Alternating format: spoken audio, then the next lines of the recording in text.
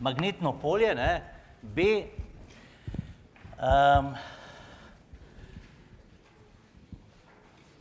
sferičnega radialnega toka. Ali pa sferično radialnega, tako. Sferično radialnega toka. Prej smo imeli ploskovno radialnega, ne, zdaj pa sferično pa pomeni pač tok v vse smeri. No, spet se moramo zmeniti, kdaj bi imeli opravka s takšnim tokom. Z radialnim sferičnim tokom. Glejte, jaz bi rad te stvari vedno malo navezoval tudi na pretečene urice, ne. Mi smo že v prvem semestru rekli, če imam jaz neko naelektreno telo, se bo to telo prej ali slej razelektrilo, ker je okoliški ambient delno prevoden. To se pravi, tudi tista vaša kroglica na vajah, ne, je imela nek naboj, ne, če bi to kroglico pač nekam obesili, tako da govorimo o okoliščini osamljene te kroglice, ki je oddaleč pravzaprav kot točkast naboj, potem se ta kroglica razelektruje takole radialno v vse smeri. To se pravi, razelektrovanje te kroglice je pravzaprav radialni tok. No, zdaj bi pa še tukaj pogledali, ne, rečemo primer. Kaj pa vem? Takole si mislite, ne, da imamo tole, no, da malo, bi rekel, šparamo s prostoroma, ne. Če imamo neko raztopino, lahko je to pač elektrolit, karkoli, ne, lahko bi bila tudi morska voda, saj tudi to je nekaj, a ne, ali pa navadna voda, saj prevodna, ne. Glejte, in zdaj, če bi v tako strukturo noter dali en takole vezje.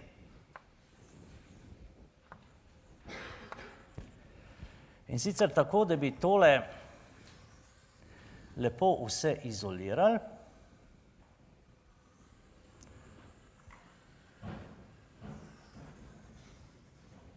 Takole.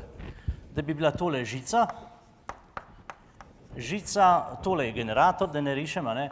Tole je pa izolacija. Izolacija, ne. Tukaj sta pa končka žice pa ven pogledata, ne, iz izolacije. No, tole je pa pač nek tok. Torej, naredili bi pač eno takole strukturo in bi jo vrgli not v vodo. Torej, tukaj not imamo neko lokalno baterijo, ne, in tako naprej. Kaj bi se zgodilo?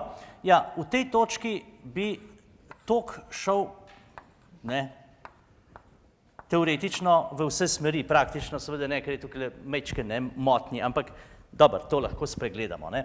Tukaj bo pa pač z vseh strani nazaj prihajal, ne, ta tok. Ena takale situacija bi se zgodila, ne.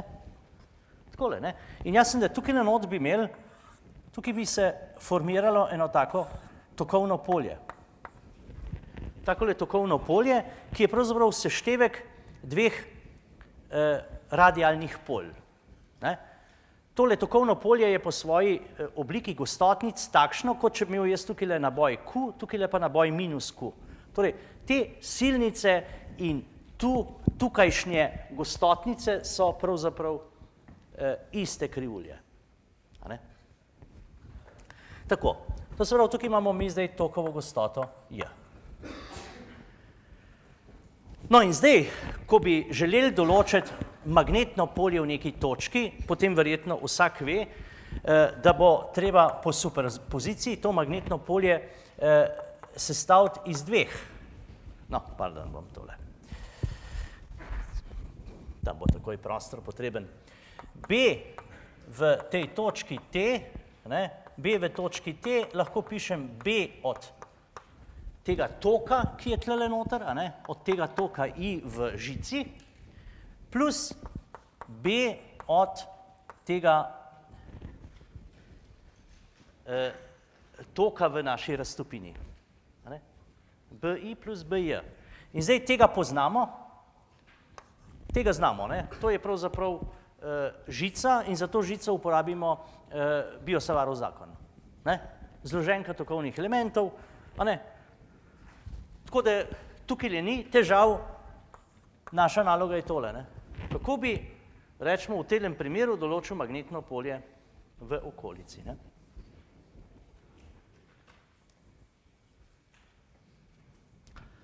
Ja, no, pa si poglejmo.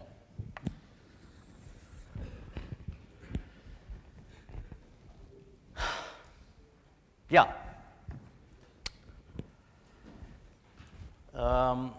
Takole, jaz bi seveda najprej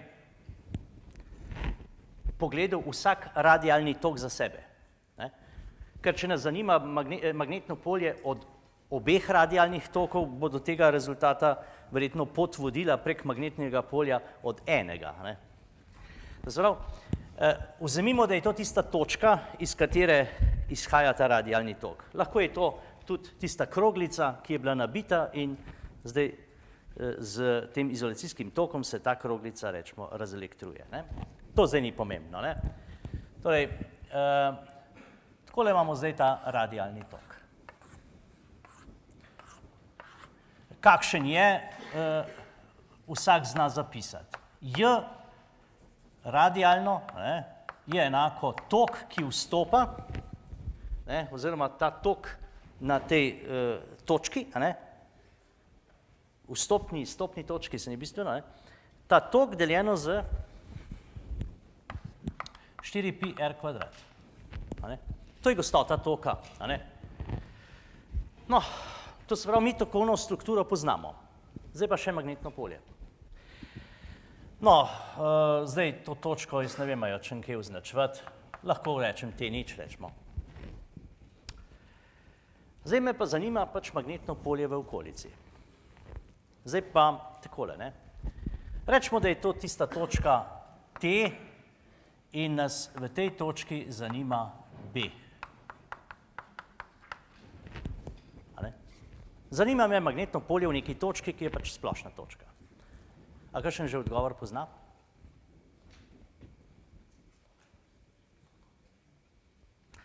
Dobro. Zdaj bomo pa takole naredili, ne? Glejte, skozi to točko oziroma skozi ti dve točki položimo ravnino.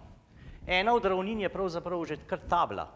Druge bi bile pa, če takole potegnemo eno premico, eno je tabla, zdaj pa če jaz okrog te premice to ravnino vrtim, imam neskončno ravnin, ki gredo skozi ti dve točki, je tako? Ravnina, ki jih vrtim, oziroma premica P je skupna vsem tem ravninam. Premica P pa povezuje tisto točko, kjer me polje zanima in točko, kjer je izvor tega toka. In kaj? Če je tole ravnina, kot je ravnina table, potem jaz vedno najdem po dva tokovna elementa, ki sta glede na tole ravnino med seboj simetrična. Takole ležeča. Če je tole ravnina, vedno najdem po 2 in 2 v tej radialni strukturi, ki sta si takole zrcalna. To se pravi, jaz lahko to sferično strukturo, sferični tok predstavim kot vsoto ali pa zloženko takih parov. Ker pa že od zadnjič vemo, da za vsak tak par je magnetno polje pravokotno na ravnino, to se pravi, da je v tem primeru B pravokoten na ravnino table. B je pravokoten na ravnino table, to je tole. Ker pa jaz lahko zdaj vzamem katerokoli drugo ravnino, bo B pravokoten na neko, bom rekel, X ravnino, ki jo dobim z vrtenjem. Ja, kar naenkrat vidim, da je v točki T vektor B takšen, da je pravokoten na vse ravnine. Kjer vektor ima pa to lastnost, da je pravokoten na vse? Kjer vektor je pravokoten na vse? Ja, ničelni vektor. Iz tega sledi, B je nič. No, bi rekel, zadeva, ki je paradoksalna. Ne? Toka imamo, kukrčmo, polje pa nič. Torej, radialni tok nima magnetnega polja. To je zelo tista kroglica, ki se vam bo razelektrila zaradi prevodnosti okoliškega ambienta, ta tok nima magnetnega polja. Radialni tok nima magnetnega polja. In seveda ga nima ne tale tok, ki iz te točke gre ven, niti ne ta tok. To se pravi, da je tole pač enako nič. Se pravi, magnetno polje tele strukture, ki jo vržem noter v vodo, magnetno polje bom določil samo z uporabo Biot-Savarovega zakona na tej žici. Tok v raztopini nima magnetnega polja. Ja, to ima pa zdaj, bi rekel, zanimiva izhodišča, ne? To je zanimivo izhodišče še za kakšna razmišljanja. Jaz ne vem, če ste bili vi takrat pozorni, ne? Ampak, ko smo v prvem semestru govorili, kaj pa vem, smo imeli nek naboj, nasprotni naboj, in smo rekli, ker je pa tale ambient prevoden in dielektričen, se vsak kondenzator sprazni. In če se spomnite, smo rekli, da se pač odvija z neko časovno dinamiko, da je naboj ob nekem času enako naboj ob nekem začetku, a ne, ob T nič, rečemo, krat ena minus T z tau, ali karkoli že pišemo, tau smo pa zapisali, da je epsilon z gama. Časovna konstanta. In smo jo rečemo za neki izolant zračuna, je bila tista časovna konstanta, kaj pa vem, lahko nekaj sekund, lahko tudi uro. To pomeni, da se tak kondenzator pač v uri, dveh, v enem dnevu sprazni. A ne? Če bo to zračni kondenzator in bo vreme oziroma zrak vlažen, bo verjetno ta proces hitreje stekel. A ne? Torej, če imate to malo v mislih, a ne, in smo rekli, zdaj zaradi tega izgubnega toka, a ne, zaradi tega izgubnega toka bo pač se kondenzator razelektril in vsa njegova energija, prvotna akumulirana, se bo zdaj manifestirala po končanem tem eksponentnem procesu, a ne. Torej, tukaj imamo ta eksponentni potek, a ne, se bo po tem praznilnem procesu, smo imeli eno točko T in smo rekli, vsa toplota, ki se, to je gostota,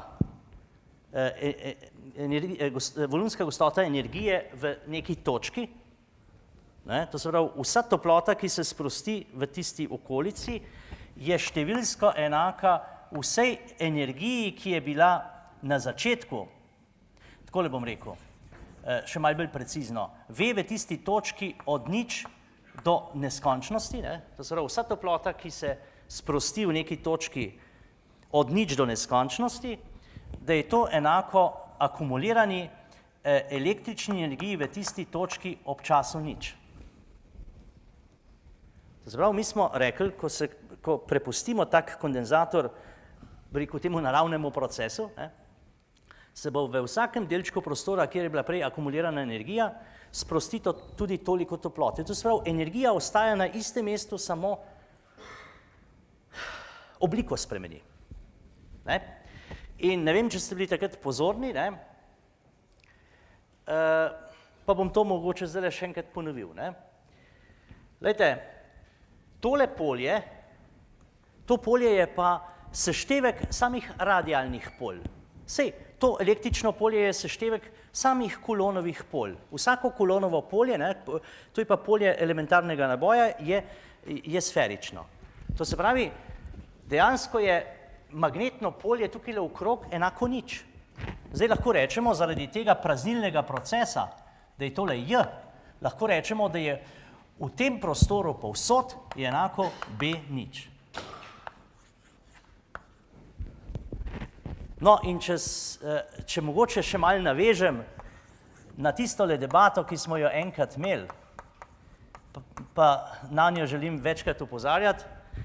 To je nek vektor, ki se ga mi pač ne moramo, bi rekel, zares lotiti, vam ga lahko samo malo takole serviram vsake toliko časa, da ne bi mislili, da tukaj požiramo vso elektriko.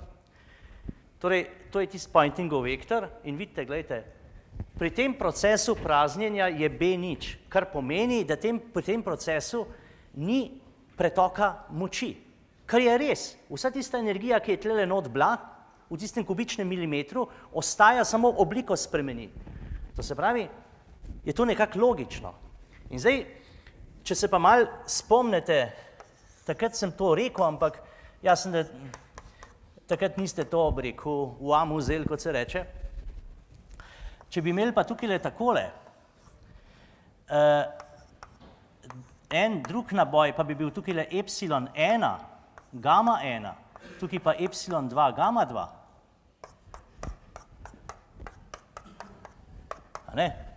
Imamo pa akumulirano energijo seveda v tem dielektriku in v tem. V obeh dielektrikih imamo akumulirano električno energijo.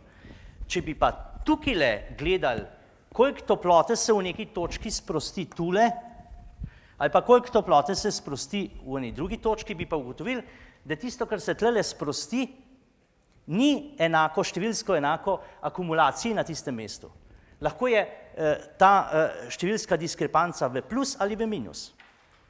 Če vam tukaj prej rečemo v nekem kubičnem milimetru en džul, bom mogoče potem toplote imel tukaj samo 0,9 džula. Nekje druge imam pa lahko pribitek. Kaj pa to pomeni? To pa pomeni, če imam kasneje manj energije kot prej, da se je morala energija prenašati po prostoru. Če se je pa prenašala po prostoru, je moral pa obstojati tudi vektor B, da je prisoten tudi vektor moči, ki govori o tem, kam energija gre. In očitno tule s pojavnostjo teh dveh izolantov pa mi ne moramo več govoriti, da je električno polje sestavljenka čistih radialnih polj. Ampak so ta polja malo deformirana. Kako deformirana, vam bom mogoče kar skozi naslednji primer tudi pokazal.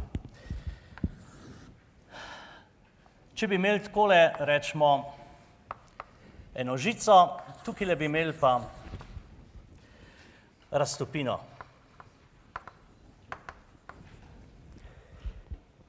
A lahko tole dokončam, to misel? Rečemo, mislite si, da je to žica nad raztopino, ne? Tukaj je pač nekaj, ne? Mislite si lahko še tam kaj, karkoli, ne? Sem tukaj en. No, tole je zdaj nekako polradialni tok, ne? Samo v polovico prostora gre. In jaz sem, da ker gre samo v polovico prostora, ker mu zgornja manjka, za tak tok pa jaz ne morem reči, da nima magnetnega polja. Takšnega pa ima. Rečemo, na nemtelem mestu je magnetno polje, to imate pa v knjigi izpeljano, je magnetno polje takšno, kot da bi ves tale radialni tok se nadaljeval kot polpremica. To se pravi, en tak polsferični, to se pravi, nekako deformiran radialni tok, pa nima več te lepe lastnosti. No in tukaj imamo opravka pravzaprav z popačenimi, deformiranimi radialnimi polji, ravno zaradi teh menjave medijev, ne moramo govoriti o čistih radialnih tokih. Tukaj smo še lahko, tule ne moramo več. In jasno, da v tem primeru imamo pa tudi prisotno magnetno polje. No, sej tak klasičen, no, pa ne bom, da vas ne bom preveč. Tukaj bi mogoče zaključil samo z eno zadevo, ki je stara morda že 40-50 let, ko so bili pač tukaj v hiši, ne v tej, še tudi tam na Aškerčevi moji predhodniki, ki so imeli tudi en tak obisk iz ene železarne s takole temo. Torej, tole je bila talina obločne peči. talina obločne peči, ki se uporablja za taljenje in pač vzdrževanje neke temperature, neke legure ali karkoli. In tukaj je elektroda, tukaj je pa pač oblok.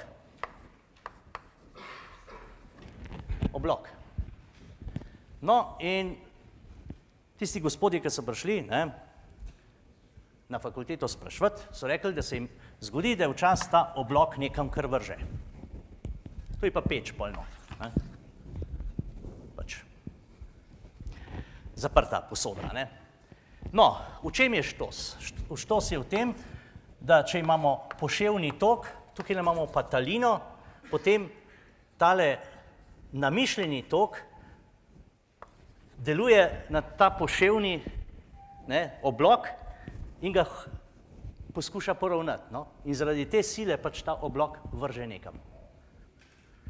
Nekaj podobnega je tudi, rečemo, ko imamo strelo. Tole je pa morje. Saj to je ta polprostor. In ta strela se pač razbeži. In imamo tudi tule opravka z tem povratnim učinkom na to strelo. Torej, ta tok, ki se razbeži, je polsferični tok.